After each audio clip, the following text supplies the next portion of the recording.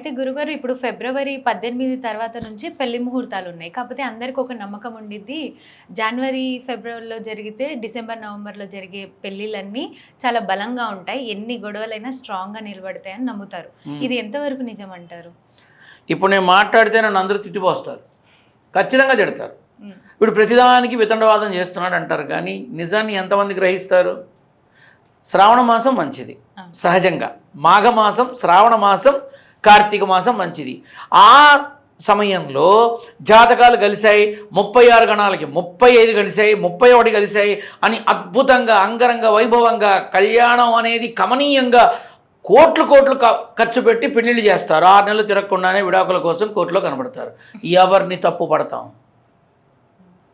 జాతకాలనా, ఆ జాతకాలు చెప్పిన పంతుళ్ళనా, లేదు దగ్గరుండి పెళ్లి చేయించిన పురోహితులనా, లేదు ముందు వెనక తెలుసుకోకుండా పెళ్లి చేసుకున్న ఆ పిల్లవాడిన, చేసినటువంటి కుటుంబాలనా? ఇక్కడ మనం గ్రహించాల్సింది ఏంటంటే ముహూర్త బలం చాలా అవసరం.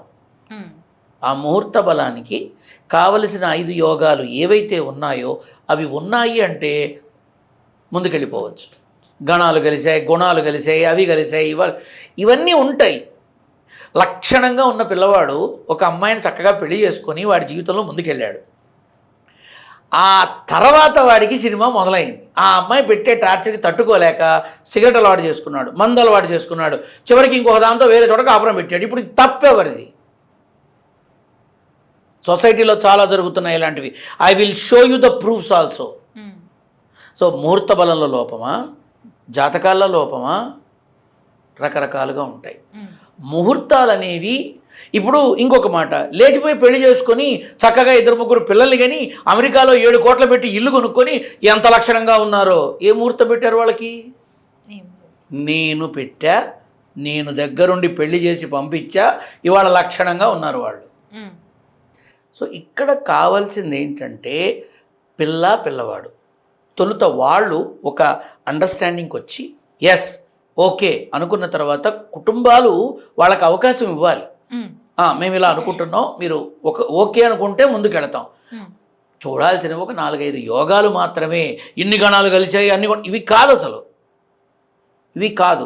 జాతకాలు ఎంతవరకు అవసరమో అంతవరకే నమ్ముతున్నారు కదా అని మూఢంగా పిచ్చిగా, ఇదిగో ఇందులో ఈ కుజదోషం ఉంది, ఇందులో ఆ దోషం ఉంది, ఇక నువ్వు ఇది కనుక పూజ చేయకపోతే నీ జీవితంలో పెళ్లి కాదు.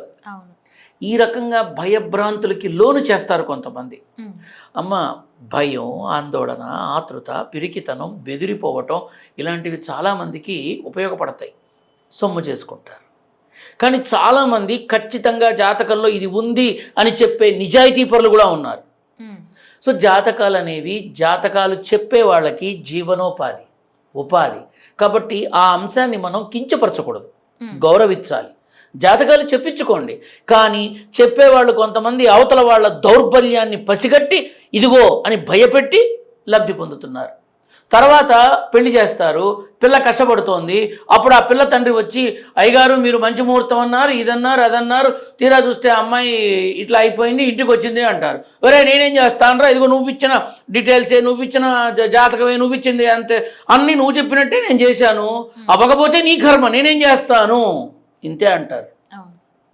వాడు అయ్యో నా వల్ల తప్పయిందండి, నన్ను తీసుకెళ్ళి ఉరిదేయండి అంటారా? వాడునా ఎవరు అనరు.